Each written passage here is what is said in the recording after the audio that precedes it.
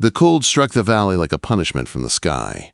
It did not creep in, slow or quiet. It fell all at once, slamming into every cabin along the frozen ground, with a force that rattled windows and made grown men stumble. Wind tore across the homestead so sharp it felt like it could slice air in half. Branches snapped under ice faster than a person could speak a prayer. While settlers were fighting the cold with shaking hands and fires that could not stay lit, Mara Hale was dragging her 2 children across the yard toward the cellar everyone had laughed at. She was not dragging them there out of stubbornness or pride. She was dragging them because the cabin behind them was already too cold to breathe in. Elias, 8 years old, kept stumbling in the snow. Ruth, only 6, cried through her mittens, trying to shield her cheeks from the biting wind. Snow swirled around them like sharp sand. Mara held them both tight, her jaw locked, her teeth clenching. The cold climbed her spine in a way she remembered too well. Last winter she had held her husband's hand while he coughed blood in their freezing cabin. She had watched him slip away before spring came. She had sworn the cold would never take her children too. She had promised herself that they would never depend on a single wall or a single fire again. That promise became the cellar. The settlers had mocked her when she dug it. They teased her for working alone with 2 children and no husband. They said she dug too deep. They said dirt would never be warmer than wood. They said the storm last year had not been bad enough to justify all her digging. But she had built it anyway.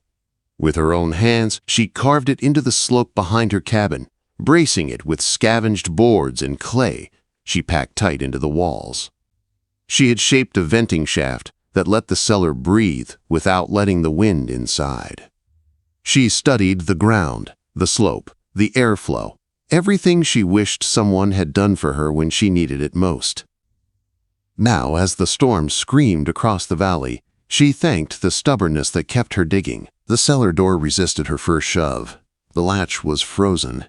She slammed her shoulder against it twice, and the wood groaned open at last. A rush of cold wind followed them down, but the air inside felt thicker and safer. It was not warm yet, but it was different. And right now, different meant hope. The children hurried to the platform she had lined with quilts and her husband's old padded coat. Their breath came out in small white puffs, their bodies shaking. "Ma," Elias whispered, "is it going to get colder?" "Yes," she said. She never lied, "but not in here like it is outside." She lit the lantern. Its warm glow caught the clay walls and made the tiny cellar feel steady, almost gentle. Outside, the storm roared like a living thing. Inside, the air already felt calmer. Mara fed a small ember into the iron plate stove she had built from scraps. The vent ran through the wall in a curve so the cold could not push smoke back inside. Settlers had laughed at that, too. They did not understand how many nights she had stayed awake planning it. The stove warmed the air slowly. After 10 minutes, Ruth's fingers uncurled. After 20, Elias stopped shaking. After 30, they leaned against each other and began to drift toward sleep. But Mara did not sleep. The wind outside had taken on a strange pitch, high and desperate. She felt the cold gnawing at the soil above them. If the roof shifted, if the vent clogged, if the door froze shut, she forced the thoughts away. She had built it strong. Still, she listened. Suddenly a hard knock hit the cellar door. Mara froze. Another knock. Harder. "Mara! Mara! Hale, you down there?" A man shouted through the storm. She knew that voice. Thomas Reich. A settler who had mocked her cellar the loudest. A man who once told her she should stop digging holes and find another husband. Why was he here? She pressed her ear to the door but did not open it. "Mara, please," he shouted again. "The cold's killing us. We lost the fire. My boy, Mara, please." Her breath caught. His boy Caleb, the lively child who ran through prairie grass last fall like nothing could ever touch him. "What happened?" she called. A pause, a cracking, terrible pause. "He's freezing. I can't keep him warm. No one can. Mara, please open up." Behind him came another voice, a woman's voice, shaking. "Mara, please. We're losing them." More settlers, more desperate families. How many fires had died? How many cabins had failed? How many children were out there freezing? Mara felt her children watching her, trusting her. The cellar was too small, too tight, too fragile for more people. But outside, a dying boy waited in his father's arms. Her hand trembled as she reached for the latch. What she chose next would shape everything: their survival, their future, their place in the valley. Mara opened the door. The storm hit like a wounded animal, and the night swallowed them whole. The moment the door opened, the storm lunged inside, like it had been waiting. Snow swirled across the cellar floor, and the children flinched as the freezing air rushed in.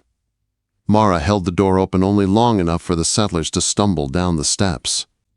Thomas Reich entered first, holding his son tight against his chest. Caleb's lips were blue, his hair covered in frost, his small body barely moving. Behind Thomas came Alma Treadwell, the widow from Up Creek, tears frozen to her cheeks. Last was the Hoofer girl, only 15, dragging her younger sister by the hand. Mara shut the door fast. The roar of the storm disappeared again behind thick clay and wood, leaving a heavy silence full of fear. 8 people now crowded a cellar built for 3. The walls seemed to close in as more bodies pressed together in the dim lantern light. "Put him here," Mara said, moving to the quilted platform. Thomas laid Caleb down without a word. The boy's fingers were stiff, his breathing shallow and broken. Mara covered him in every quilt she had. Ruth and Elias pressed themselves into the wall, their eyes wide and frightened. No one was laughing at the dirt walls now. The same cellar they mocked had become the only barrier between life and a storm that was tearing the valley apart. The ember stove warmed the air slowly, inch by inch. Alma collapsed near the stove, shivering so hard she could barely speak. The Hoofer girl wrapped her sister with her own coat, her face tight with fear and determination. "My wall split in the night," Alma whispered. "Snow came through the kitchen. I woke up with ice on my pillow." Mara nodded. She had known this storm was different the moment she stepped outside. She had known the cabins would fail.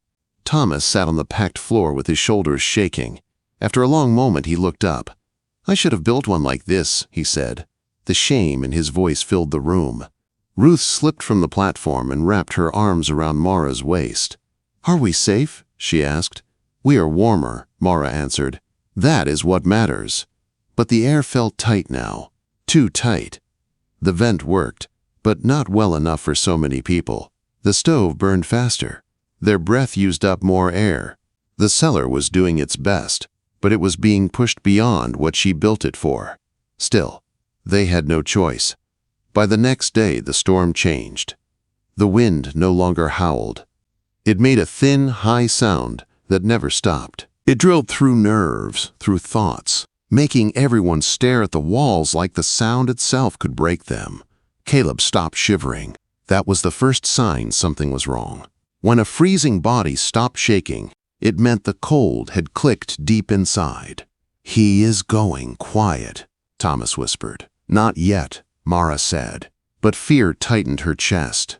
She dug into her hidden bundle and pulled out her last dried roots and bark. She boiled them in a tin cup and fed the bitter mixture to the boy drop by drop.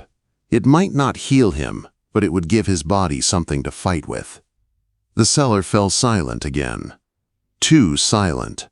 Everyone stared at Caleb's chest rising and falling in small, fragile breaths. Then the Hoofer girl stiffened. "Someone is walking outside," she said. Mara moved fast, pressed her ear to the door. Nothing at first. Then a crunch. A slow, heavy footstep. Then another. Too steady to be wind. Too loud to be any animal. Mara's skin prickled. "Mara Hale," a man called from outside. "I am told you have shelter." It was not a voice she knew. He sounded like someone from the low towns, someone who should not be on the ridge in a storm like this. "I got 3 with me," he called. 2 women and a boy. One of them cannot walk anymore. No one inside the cellar moved. "I was told you would help," the man said again. They said you were the only one who prepared. Mara's stomach twisted. Who told him? How far had they walked through the storm? Ruth began to cry into Elias's shoulder. We cannot take more, Thomas whispered. But Mara remembered her husband dying in the cold. She remembered a settler child she once found frozen by the creek. She remembered what it felt like to be too late. She climbed the short tunnel and cracked the door open. The man stood half buried in snow, his beard rimmed with ice. Behind him were two women who could barely stand, and a boy staring at her with hollow eyes. There was no choice. She opened the door wide. They stumbled inside, collapsing onto the packed earth. Mara shut the door hard. The cellar now held 11 people. The air felt thinner already. The storm outside no longer sounded angry. It sounded patient, like it was waiting. That night the vent clogged. The air thickened. People grew lightheaded. The stove began to push smoke back into the room. Mara climbed the vent tunnel and jabbed at the ice above until the blockage broke. Then a smell drifted down. Smoke. Not hers. Someone outside had built a fire directly over the vent. Her heart slammed hard. That fire could choke them all before dawn. She slid down the tunnel and shouted, "Cover your mouths!" Smoke curled into the cellar, thick and black. People coughed and fell to their knees. Children cried weakly. Caleb wheezed. Ruth choked. The Hoofer girl tried to fan the air, but the smoke was too strong. Mara grabbed a shovel and climbed back up, digging at the frozen soil with every bit of strength she had left. Thomas joined her. The Hoofer girl clawed at the dirt with her hands when her tools snapped. Below them, coughing turned into gasps. Caleb stopped responding. Ruth wheezed. Elias tried shaking her awake. "Keep them up," Mara shouted. "Do not let them fall asleep." Her shovel cracked something. Warm air rushed through. She had reached the fire pit. Heat spilled in. Smoke poured down. Mara broke through with one final strike. A pulse of hot smoke blasted her face. She slid back down into the cellar, nearly falling. The room was thick with choking air. There was one chance left. She threw the door open to the storm. Ice hit her face like claws. The cold roared in. The wind ripped the smoke outward, dragging it up and out of the cellar, sweeping the deadly air into the blizzard. People gasped in sharp, painful breaths. Caleb coughed weakly. Ruth cried. Alma fell to her knees. The stranger choked until he spat blood. But they were breathing. Thomas helped Mara slam the door shut before too much warmth escaped. The cellar fell into stunned silence. No one said anything. No one dared. Ruth whispered, "Is it morning?" Mara looked toward the vent. The darkness there was softer, less heavy. "I think it is," she said. Elias whispered from the corner, "We cannot stay down here." Mara knew he was right. The cellar had done everything it could. But now it was turning into a trap. They had to leave. Even if the world above them had fallen apart, Mara stood and began to plan. They would have one chance. The first light of morning was thin and cold, but it pushed through the vent just enough for Mara to see the truth she had been trying to ignore. The cellar air had grown heavy. The stove held no more wood. The walls were wet with the breath of too many people. This place had saved them, but it could not save them much longer. "We have to go up," Mara said. No one argued. Thomas nodded. The stranger nodded. Even the children watched her with quiet understanding. They had reached the limit of what the cellar could give. Mara climbed the tunnel first and pushed open the door. A blast of white light hit her eyes. The world outside looked frozen solid. Snow lay in deep, hard drifts across the valley. The trees were bowed and cracked. The sky hung pale and silent above a landscape that looked carved from ice. The cabin still stood, but the roof on one side had collapsed and the chimney lay in pieces. The shed was nothing but a pile of snow. But far to the west, past the fallen fence and the scattered branches, a narrow path through the trees remained open. "We head to the old mail station," Mara said when Thomas joined her. "If the roof held, it can shelter all of us." "It is a long walk," the stranger said. "It is the only walk," Mara answered. They worked fast. They pulled apart what they could from the broken shed and tied the wood together with rope to build a rough sled. They lined it with the last of the blankets. Caleb was too weak to stand, so was Ruth. The Hoofer girl carried her sister, who could barely keep her eyes open. "We move in a line," Mara said. "Keep low. Do not stop moving." She looked down into the cellar one last time. Elias stood at the bottom of the steps, his face pale but steady. "Come on," she said. "We are leaving." He climbed up, helping Ruth with careful arms. Caleb was placed on the sled beside her. Alma held the smallest child. The others gathered close behind. Mara closed the cellar door. The sound of it shutting felt final. It had been their refuge, their fire, their last chance in the storm. Now it would stand empty under the snow. They stepped into the frozen world. Wind scraped across their faces like sharp sand. Snow cracked under their boots with every step. Their breath rose in thick clouds. But they moved. Thomas and the stranger pulled the sled. Mara walked in front, breaking a path through the drifts. Alma stumbled behind with the youngest girl in her arms. Elias kept close to Mara, matching her pace like he feared falling behind for even a second. They crossed the broken fence line. They climbed the low rise west of the cabin. Every step hurt. Every gust stung. But no one stopped. On the ridge, Mara turned back. The cellar was a dark circle in a sea of white. She had dug it with her own hands. She had shaped it with clay and stubbornness. She had built it when everyone laughed. And it had held. It had kept her children warm. It had saved a valley of people who never believed it could. The wind rose again. "We keep going," Mara said. They pushed onward through the drifts, toward the trees, toward the mail station in the distance, toward the promise of surviving one more night. As the horizon softened and a faint warmth touched the sky, Mara finally let out a long breath, not because they were safe, but because she knew they could be. They would live. Not because anyone rescued them, not because luck found them, but because a woman had dug into the earth when others built their hope too close to the sky. Because she trusted herself more than their laughter. Because she refused to forget what the cold could steal. 11 people walked through the frozen valley. Their tracks stretched out behind them in a long, uneven line. They moved toward life because Mara Hale had prepared when no one else did.